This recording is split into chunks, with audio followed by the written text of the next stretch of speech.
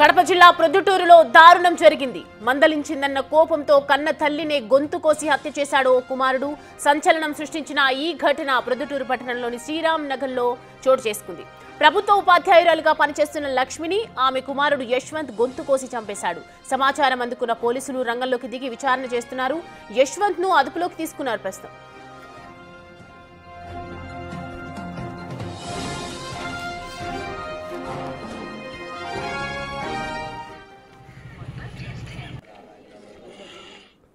ప్రొద్దుటూరు శ్రీరామ్ నగర్లో ఉండే విజయ్ భాస్కర్, లక్ష్మీదేవి దంపతుల కుమారుడు యశ్వంత్.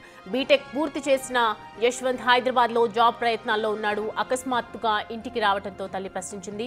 చెప్పా పెట్టకుండా ఎందుకు వచ్చావంటూ మందలించింది. దీంతో ఆగ్రహించిన యశ్వంత్ తల్లితో గొడవపడ్డాడు. ఇదే విషయాన్ని లక్ష్మి తన భర్తకు వివరించింది. అయినా గొడవ సద్దుమణగలేదు.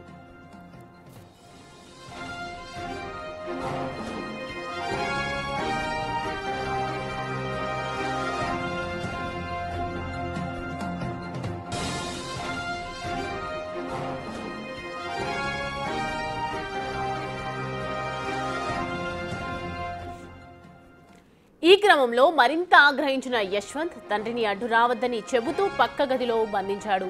అనంతరం కూరగాయలు కోసి కత్తితో కన్న తల్లి గొంతును కోసి చంపాడు.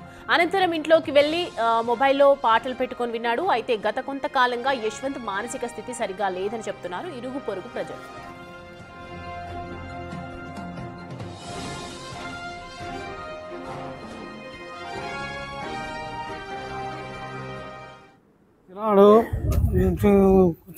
వచ్చినాడు తిరిగినాడు.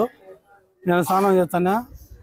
వచ్చిన బిడ్డలు మార్చుకుంటుంటే వాళ్ళదేమో వాళ్ళమ్మతో ఏమంటున్నాడేమో ఏమైందో లోపల గుడ్డలు దొరుకుంటుంటే గడేసినాడు. నేను లోపల గుడ్డలు దొరుకుంటున్నా. స్నానం చేసిన లోపల గుడ్డలు దొరుకుంటుంటే వచ్చి గుడ్డలు దొరుకో నేను వాకిలేసినాడు. గుడ్డలు దొరుకుంటూ నేను తీసా అని వాకిలేసి అవి మొత్తుకుంటాను. అది మళ్ళీ అండి రెండు చెప్పని చంపినా నా పోలీసులు వచ్చారు, చంపినా భార్యను అని ఎంతో మెంటల్ ఉన్నది. ముందు అరిచింది. వచ్చిన వస్తానే మళ్ళీ తొక్కుంటే మళ్ళీ దుబ్బి మళ్ళీ వాకిలేసి వచ్చిన. రైట్, ఈ అంశానికి సంబంధించి పూర్తి డీటెయిల్స్ అందించడానికి మా ప్రతినిధి శివ మనకి అందుబాటులో ఉన్నారు. శివ, ఒకవైపు మానసిక స్థితి బాగాలేదని చెప్తున్నారు. అసలేంటి నిజాలేంటి, ఎలా జరిగింది ఈ ఘటనకు సంబంధించి వివరాలు చెప్పండి. సౌమ్య, కడప జిల్లా పొద్దుటూరు పట్టణం మాత్రం ఈరోజు ఉదయం దారుణ ఘటన చోటు చేసుకుంది. ఏదైతే ఉన్నారో లక్ష్మీ దంపతులు, ఎవరైతే లక్ష్మీ విజయభాస్కర్ దంపతులకు ఏకైక కుమారుడు యశ్వంత్ ఉన్నాడు. సో తను ఇటీవల దాదాపు 4 సంవత్సరాల క్రితం బీటెక్ పూర్తి చేసి హైదరాబాద్ లో జాబ్ సెర్చింగ్ కోసం నేపథ్యంలో ఉన్నాడు. అయితే దానికి సంబంధించి కూడా ఈ రోజు ఉదయం హైదరాబాద్ నుంచి వచ్చిన యశ్వంత్ సడన్ గా రావడంతో మాత్రం తల్లి ఒకసారిగా ప్రశ్నించింది. ఎందుకు చెప్పకుండా వచ్చావంటూ ఆ ప్రశ్నించిన నేపథ్యంలో మాత్రం ఇద్దరి మధ్య వాగ్వాదం చోటు చేసుకున్నట్టు తెలుస్తుంది. ఎందుకంటే యశ్వంత్ గత కొంతకాలంగా హైదరాబాద్ ఉంటున్నాడు.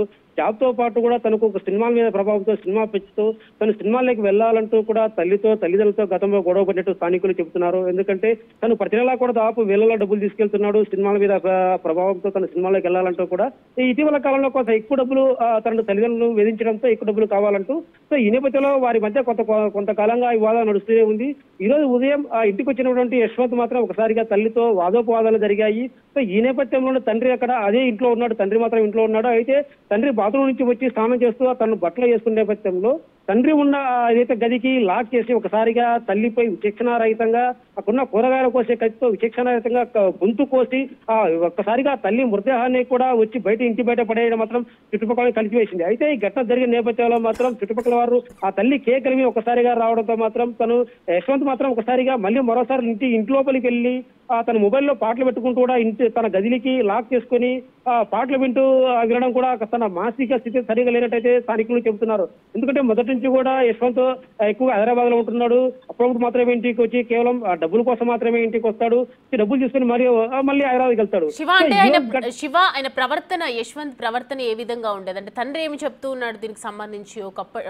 ఇలాంటి అంటే తల్లిని చంపేసి బయటపడేసి ఇలాంటి బిహేవియర్ ని చూస్తుంటే మానసిక స్థితి బాగోలేదని అర్థమవుతుంది. కాబట్టి ఎప్పుడు హాస్పిటల్కి తీసుకెళ్లడం కానీ, డాక్టర్ని కన్సల్ట్ అవ్వడం కానీ ఇది చేయలేదా?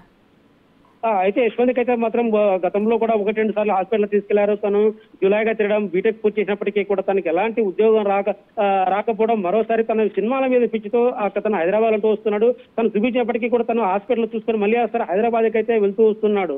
అది అయినప్పటికీ కూడా తల్లిదండ్రులు మొదటి నుంచి కూడా తనకు చెబుతున్న నేపథ్యంలో మాత్రం తన మానసిక స్థితి సరిగా లేకపోవడం, జాబ్ లేకపోవడం, సో ఈ నేపథ్యంలో ఒకసారి తల్లిదండ్రులతో మొదటి నుంచి కూడా ఘర్షణ వాతావరణం, వీటన్నిటి నేపథ్యంలో మాత్రం తన విజయభాస్కర్ కుమారుడికి అడిగేంత డబ్బులు ఇస్తూ వచ్చాడు. ఎందుకంటే తనకు ఏకైక కుమారుడు ఒకడు కావడం, తన స్థితి సరిగా లేనప్పటికీ కూడా తను అడుగుతున్న నేపథ్యంలో మాత్రం తనకు డబ్బులు ఇస్తూ వచ్చారు. అయినప్పటికీ కూడా తను డబ్బులు పూర్తి స్థాయిలో జులాయిగా తిరిగి తను వేస్ట్ చేసి మళ్ళీ మరోసారి ఇంటికి రావడం అంటే తన స్థితి మనస్థితి, ఎందుకంటే తను ఇంత కిరాతకంగా హత్య చేసిన నేపథ్యంలో అది చూస్తే మాత్రం తన స్థితి సరిగా లేదంటూ ఆ తండ్రి చెబుతున్నాడు.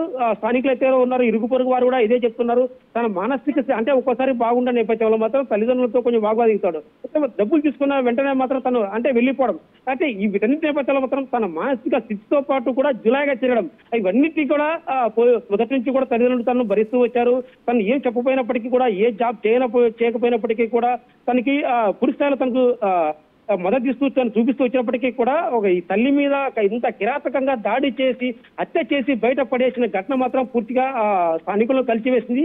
అయితే యశ్వంత్ మానసిక స్థితి సరిగా లేకపోవడం వల్లే ఇలా చేశాడా, లేదంటే తను జులాయిగా తిరుగుతూ డబ్బులు ఇవ్వకపోవడం వల్ల అలా చేశాడని మాత్రం పోలీసుల విచారణలో బయటపడే అవకాశం ఉంటుంది.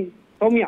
Right Shiva, thanks the updates. ఒక రైట్ చూస్తున్నాం కదా, యశ్వంత్ కి సంబంధించి అనేక అంశాలు వెలుగులోకి వస్తున్నాయి. మానసిక స్థితి బాగాలేదా, మరి ఒకవేళ పొరపాటున మందలించడంతో కోపానికి గురై చేశాడా అనే ప్రెజెంట్ కి సంబంధించి దానికి సంబంధించి కూడా పూర్తి వివరాలు సేకరిస్తున్నారు పోలీసులు. ప్రస్తుతం ఇన్వెస్టిగేషన్ కొనసాగుతోంది. అసలు యశ్వంత్ కి సంబంధించి డాక్టర్స్ పిలిపిస్తూ ఉన్నారు. డాక్టర్ కి సంబంధించి ఏం చెప్తారు అనే దాని మీద కేసు ముందుకెళ్లే అవకాశాలు అయితే కనిపిస్తున్నాయి.